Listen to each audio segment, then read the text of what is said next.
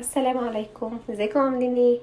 النهارده هنعمل مع بعض الجناحات بطريقه سهله جدا، ونادر قوي ان حد بيعمل الجناحات. هنعملها بطريقه حلوه ان شاء الله. معايا هنا بصله، طماطمايه، قرن فلفل، وليمونه مخلله، وفص ثوم. معايا كمون، كركم، سماق، سكر، ملح، فلفل اسود طبعا. معايا هنا معلقتين خل ومعلقتين زيت، وطبعا كيلو جناحات او اللي انت عايزينه، يعني على حسب اللي انت هتجيبه.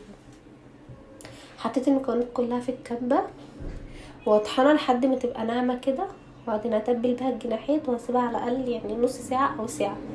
لو قدرت تسيبوها اكتر من كده هيبقى احسن طبعا. وبعدين هنرصها في الصينية.